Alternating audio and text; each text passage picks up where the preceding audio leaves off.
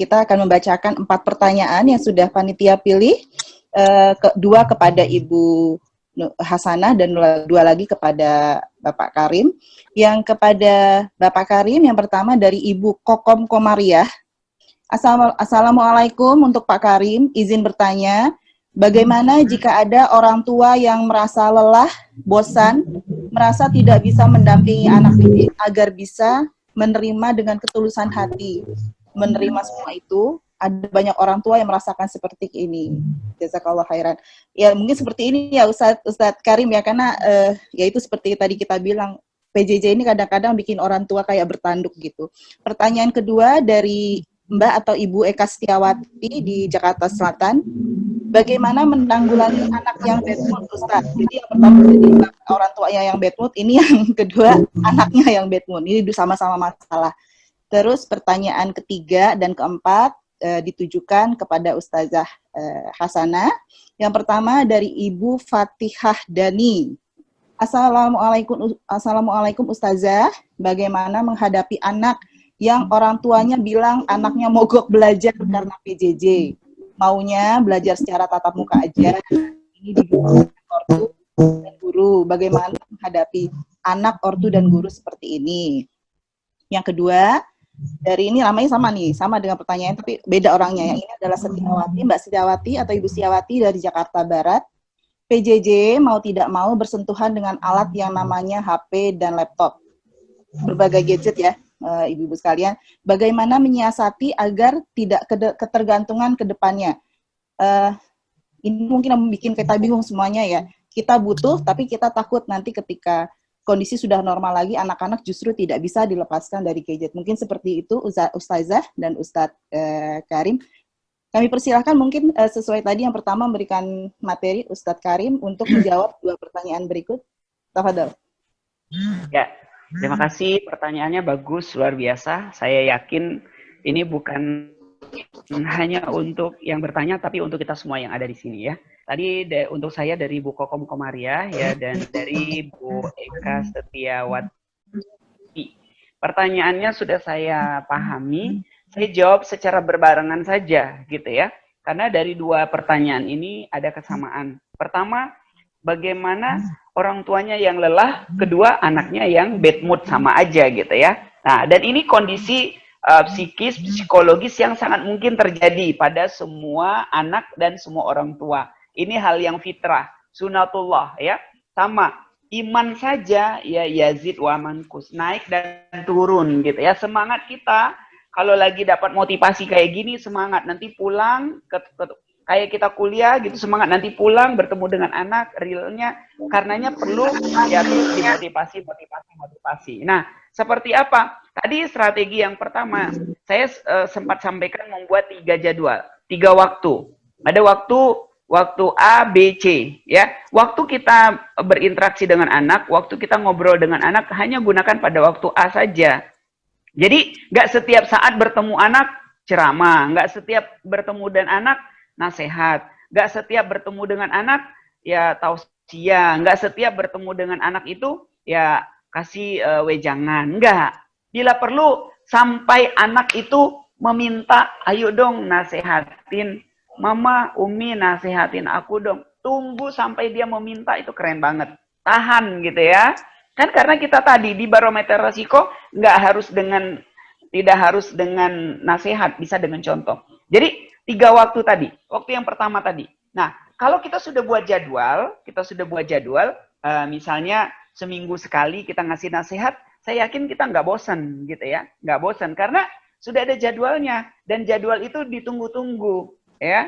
Nah, untuk yang pertama tadi, orang tua lelah, kemudian capek. Karena nggak jelas jadwalnya. Sesempat-sempatnya orang tua, semau-maunya orang tua. Padahal tuh nggak efektif. Ya, kita ngomong terlalu banyak, terlalu sering, ya itu nggak efektif. Malah kita yang emosi orang tua, jadi kita jadi capek, jadi kita malas. Cari tadi, ada 3 waktu. Pakai waktu A saja. Waktu A ini anak dan orang tua oke. Ya, terjadwal, bisa sepekan sekali, ya waktunya cukup 1 jam atau setengah jam. Waktu 2 dan 3 nggak oke. Waktu 2 ayah orang tua oke, anak nggak oke. Waktu 3 anak oke, orang tua nggak oke. Nggak efektif. Contoh kayak gini.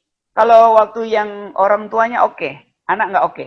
Misalnya orang tuanya oke gini. Bang, sini bang. Kak, sini kak. Abi mau ngomong nih. Kata anaknya, sebentar dong, lagi nonton. Bentar dulu. Itu udah nggak oke mereka. Udah nggak dapet. Atau, oh sebentar nih lagi balas WhatsApp gitu ya. Sebentar nih lagi mau mandi. Sebentar, penting, bentar aja penting orang tua. Akhirnya anak terpaksa. Oh, kamu dengarkan nasihat ini? Iya. Kamu ngerti kan? Iya, kata anak. Tapi iyanya itu nggak masuk ke memori otaknya. Apalagi yang disebut LTM, long time memory. Memori jangka panjang, di mana anak bisa ingat satu nasihat sampai tua, tuh nggak masuk. Karena dia nggak siap. Jadi limbik dalam otaknya tuh masih tertutup. Jadi hari ini banyak sekali orang tua yang sering ngasih nasihat, nasihatnya bagus-bagus, tapi kok perilaku anak tuh nggak berubah. Justru tadi kan baru diterangin, jadi emosi orang tuanya. Karena limbiknya ini masih tertutup, ya, kayak gelas gitu ya. Kalau saya umpamakan, ini gelas, ya, saya tutup gelasnya, ya, saya tutup gelasnya, tutupnya beneran gitu ya. Terus ada air saya tuangin dari atas, gak ada yang masuk. Sampai bergalon-galon gak ada yang masuk. Kenapa? Karena tertutup. Nah begitu pula kerja otak kita. Dibuka dulu limbiknya, baru dituangin masuk. Pesannya masuk. Ya, jadi cari suasana yang pas. Orang tua nggak banyak-banyak nasihat, gitu ya.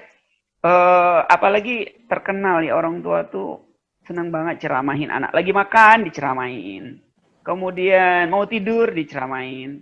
Lagi jalan mau ke masjid diceramain.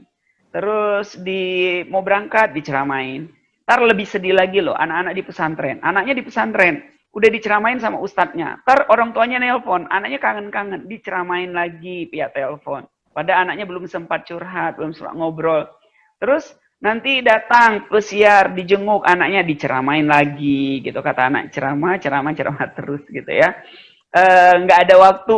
Kadang saya sering sedih gitu lihat anak-anak gitu. Kata anaknya mau ngomong, kata ibunya. Udah jangan ngomong, ibu udah tahu dan nebak kok apa yang mau kamu omong. Bukan masalah tahu dan nebak, ini kesempatan fitrah orang mengeluarkan argumen, ide, gagasan, perasaannya gitu loh. Emang sih udah tahu kata orang tuanya. Kamu tuh mau ngomong apa udah tahu, udah. Soalnya ibu pernah kecil dulu gitu, kasihan banget ya. Jadi kenapa orang tuanya? Nanti diperkaya lagi orang tuanya agar tetap semangat baca misalnya kitab Ihya Ulumuddin, karya monumental Imam Al-Ghazali, bagaimana peran kita sebagai orang tua. Anak itu adalah amanah yang luar biasa, tidak semua orang Allah berikan di dunia ini. Ya, dulu pingin banget punya anak. Ya Allah, berobat kemana-mana. Saya 6 tahun ya, Allah belum kasih anak gitu ya sama istri. Terus berobat kemana-mana, uangnya habis ya. Kemudian udah pasrah gitu ya. Pada saat pasrah, alhamdulillah Allah hadirkan, Allah takdirkan amanah itu gitu ya. Banyak orang yang sudah berusaha gitu, pingin punya anak gitu ya. Nah kita alhamdulillah Allah kasih gitu. Nah ini amanah, ini kita terpilih gitu ya. Walaupun untuk yang belum punya anak ya, kita bisa mendidik anak bukan biologis tapi ideologis gitu ya, murid juga, itu juga menjadi waladun soleh gitu ya. Dan lebih keren lagi ajaran Islam itu, nanti kita berharap kita masuk surga dan kita bisa minta mau anak berapapun di surga gitu ya, menjadi hiasan kita ya. Kalau ada ustadz yang berceramah tuh mau usia berapapun anaknya untuk pendampingnya, untuk jadi mainannya, untuk menemaninya, itu bisa ya. Jadi nggak boleh sedih juga bagi yang belum Allah takdirkan di dunia ini, Allah karunikan anak misalnya gitu ya. Saya punya saudara banyak yang belum Allah takdirkan punya anak gitu ya. Nah, jadi baca tuh kitab Ihya Ulumuddin Al-Ghazali, bagaimana mindset kita, pandangan tentang anak, sehingga kita tuh ingin banget bertemu dengan anak, merindukannya, dan kita tuh mempersiapkan segalanya. Kita menjadi artis di depan anak, kita dandan gitu ya, wangi-wangi gitu ya. Kita tuh humoris, jadi komedian. Kan anak tuh, saya sering tanya anak-anak, kapan sih waktu kamu seneng di rumah itu? Ya kalau orang tua saya nggak ada di rumah, saya senang. Yes, kenapa? Banyak banget peraturannya kalau ada mereka. sedih gitu ya. Terus kamu apa cita-citanya? Ini anak SD loh, kecil-kecil saya tanya, apa cita-cita kamu? Saya nggak kebayang jawaban mereka. Saya pikir jawabannya dokter, guru. Apa cita-cita kamu? Kata dia, saya ingin cepat-cepat jadi orang tua. Kenapa? Enak nyuruh-nyuruh, kata dia. Merintah-merintah, marah-marah. Masya Allah. Terus saya bilang, kamu manggil orang tuanya siapa? Kamu siapa? Ada yang Abi, ada yang Umi, ada yang Dedi, ada Mami, Popi, Ayah. Ada satu anak bilang, kalau saya panggil bos Pak Karim. Karena di rumah tuh kerjanya marah sama nyuruh. Jadi pandangan mereka terhadap orang tua tuh macam-macam. Kita enak dipanggil orang tua ayah, ibu, umi, abi. Tapi dalam persepsi mereka nih Dracula datang gitu ya, dinosaurus siap nyerang gitu ya. Jadi sedih gitu loh.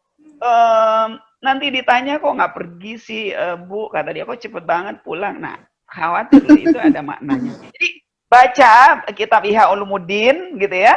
Bagaimana amanah ini luar biasa kita terpilih dan ketika ingin bertemu dengan anak itu berpakaian yang bagus, yang wangi, kita peluk, kita cium, bercerita yang lucu, yang humoris, yang disukai anak dan tebak di setiap psikologi perkembangan anak kebutuhan dia apa, ya. Jangan dia minta saya kan udah gede, ya saya butuh ini, itu terlambat. Mesti kita bilang, kamu sudah umur segini dan ayah tahu kebutuhan kamu, nih ayah berikan. Ya, jadi itu yang disebut rekening bank emosi. Kita berikan dulu, ya memberi, kita pasti dapat. Menanam pasti menuai. Nggak ada yang ceritanya menuai. Menuai dulu, panen dulu, nggak nanam. Itu panen kebun siapa ya? Jadi, apalagi kalau Khalil Gibran, dia bilang, ini bukan anak kita nggak bisa ngatur-ngatur secara hak gitu ya. Dia titipan Allah, bagaimana sih titipan? Kita harus menjaganya dengan sebaik mungkin gitu ya. Nah ini, jadi kalau ada orang tua yang hari ini bilang lelah gitu ya, masih bosan gitu mendampingi anak. Nah ini harus banyak refleksi, merenung gitu ya. Dulu pingin banget punya anak gitu ya. Kemudian sama dulu pingin anaknya cepat bicara, cepat berjalan gitu ya. Sekarang anaknya mau jalan dulu, mau pergi terus gitu ya. Ngomong terus ya. Nah sama yang anaknya yang kebalikannya tadi Ibu Eka Setiawati gitu ya, anaknya yang bad mood, kita buat jadwalnya. Jadi ada jadwal bangun, jadwal tidur, jadwal. Saya malah bilang anak saya sekarang SMA, anak saya kelas 1 SMA dan dia IPS ya, jurusannya IPS ya, karena saya tahu kemampuan sosialnya lebih bagus gitu ya, walaupun dia bisa diterima di jurusan IPA dan di sekolah dia itu tugasnya itu bejibun banget, apalagi PJJ online kayak gini tugasnya banyak banget dan saya ngebayangin tuh dia stres banget kalau kita tidak bantu pendampingan dan itu ternyata di sekolahnya dia IPS itu setengah tugas IPA. Nah, IPA lebih parah lagi gitu ya. Nah, mohon doanya semoga sukses juga putra-putri kita semuanya. Nah, di situ kita ada jadwalnya. Saya suka bercanda. Bang, kok kamu belajar terus sih? Yuk kita main tenis meja, main basket atau hiburan dan sebagainya. Jadi kita mengatur jadwalnya. Ya, jadi kita tuh gimana ya, kayak main layangan gitu, kadang diulur, kadang ditarik. Kalau anak yang kecanduan belajar terus banyak gitu, banyak kecanduan belajar terus, nggak ada waktu buat main, istirahat. Justru kita menekannya, mengaturnya, ya, alhamdulillah gitu ya. Jadi kita bisa menyesuaikan gitu. Nah, tadi dengan jadwal akan membantu ya. Tadi sebenarnya sudah Pak Karim jawab semuanya ya. Pak Karim ini kan psikolog juga, beliau ini luar biasa sebenarnya gitu. Bukan hanya pengelola sekolah tapi memang psikolog. Saya tahu ini persis ya, istrinya juga Bu Heni Lestari, dokter juga, berbarengan ini dua-dua psikolog dan bisa menjadi sebuah solusi di seminar kali ini. Saya lihat, saya nggak perlu bicara lagi, sebenarnya udah cukup ya Pak Karim ya. Tapi sekedar menambahkan sedikit aja terkait dengan penggunaan tadi fasilitas gadget dan sebagainya, komputer. Bagaimana aja pertanyaan dari Ibu tadi, Ibu Setiawati, menarik bagi saya untuk menjawabnya. Bu Setiawati yang saya cintai, sesungguhnya anak-anak kita pada hari ini nggak akan bisa lepas dari gadget. Apapun ceritanya. Sudah masanya, memang masa mereka sekarang. Ya, kalau kita terus bernegatif thinking dengan gadget, dengan smartphone, kita akan terus merasa beban bagi kita, bagi orang tua. Karena itu, mari kita mengajarkan untuk anak-anak kita bagaimana menggunakan fasilitas yang ada di tangan mereka itu secara baik. Mari kita menanamkan pada mereka itu pendidikan moral yang lebih kita kedepankan. mereka bisa belajar sendiri tanpa kita ajarkan secara kognitif. Banyak video YouTube pembelajaran yang bisa mereka akses. Tapi pendidikan karakter ini itu tidak akan bisa mereka dapatkan manakala mereka tidak kita berikan edukasinya. Kita siapkan lingkungan yang baik untuk mereka. Kita siapkan sekolah dan guru yang berkualitas untuk anak-anak kita. Jadi Gen Z ini ditandai oleh anak-anak kita yang lahir pada era sekarang, dan mereka memang tidak bisa kita lepaskan dari itu. Bahkan ada waktu ketika ada dosen saya yang mengatakan bahwasanya seharusnya memang diajarkan semua fitur-fitur yang ada di gadget itu pada anak kita, kita perkenalkan seharusnya memang. Karena fasilitas-fasilitas yang ada itu sama seperti kita mengenalkan yang baik dan buruk. Ya, ini baik, ini cocok untuk kamu gunakan, ini tidak cocok. Ini adalah game online yang tidak sehat, yang tidak baik. Ya, ini kamu harus hindari. Jadi memberikan edukasi itu penting pada hari ini. Ya, nah, bagaimana kita akan mengedukasinya kalau kita sendiri ya tidak siap ya, tidak memahami ya semua aplikasi-aplikasi yang ada di dalam smartphone itu. Jadi kalau saya malah kita berusaha menyarankan untuk itu. Kalau memang anak kita sudah kecanduan, mari kita merubah kelakuan mereka itu beralih kepada hal yang baik. Ya, 24 jam mereka bermain gadget HP ini sebenarnya itu adalah beban. Ya, saya juga punya anak laki-laki. Ternyata anak laki-laki itu dia suka mengakses game online, game online. Kalau perempuan lebih suka dia menonton, ya gitu loh. Lebih suka melihat YouTube bagaimana membuat kue gitu ya, bersolek ya, menghias wajahnya dan seterusnya.